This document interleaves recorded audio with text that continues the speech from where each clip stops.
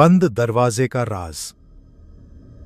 राघव ने जब उस पुरानी हवेली को खरीदा तो गांव वालों ने उसे एक ही बात बार बार बोली, पीछे वाला कमरा कभी मत खोलना।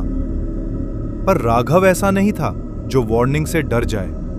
हवेली सस्ती मिली थी और उससे लगा लोग बस अफवाह फैला रहे हैं। हवेली में सब कुछ अजीब था। दीवारों पर पुरानी तस्वीरें जिनकी आंखें जैसे उससे देख रही हों। रात को हवा की आवाज भी किसी की फुसी फुसी सी लगती। एक दिन उसे वो दरवाजा मिल ही गया, काला, पुराना, और उस पर एक बड़ा सा ताला लगा हुआ था, जैसे किसी ने जानबूझकर उसे बंद रखा हो। राघव ने ताला तोड़ दिया। दरवाजा धीरे से खुला और एक ठंडी हवा का झोंका उसके चेहरे से टकराया।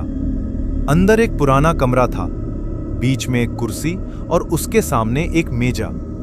मेजा पर एक डायरी रखी थी, धूल से भरी हुई। राघव ने डायरी उठाई, पहला पेज खोला।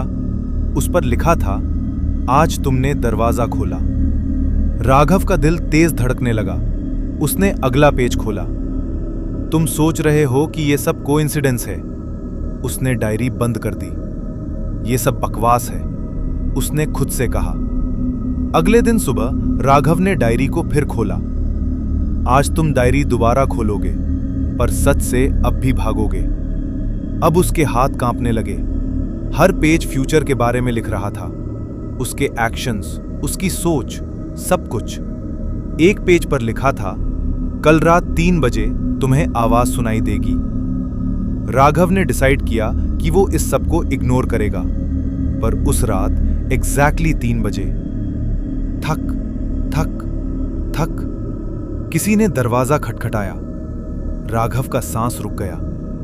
वो धीरे धीरे दरवाजे के पास गया और खोला। बाहर कोई नहीं था। नीचे जमीन पर सिर्फ एक कागज पड़ा था। उसने उठाया। उस पर लिखा था, अब डायरी का लास्ट पेज खोलो।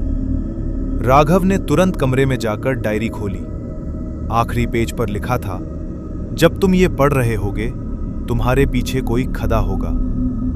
राघव का जिस्म सूख गया। उसने धीरे से पीछे मुड़कर देखा।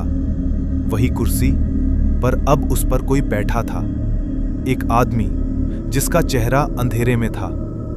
और धीरे से वो बोला, ये डायरी मैंने लिखी थी जब मैं तुम्हारी जगह था। राघव चीखना चाहता था, पर आवाज नहीं निकली। अगले दिन गांव वालों ने हवेली के बाहर एक और ताला देखा और अंदर एक नई डायरी रखी थी। पहले पेज पर लिखा था, आज तुमने दरवाजा खोला।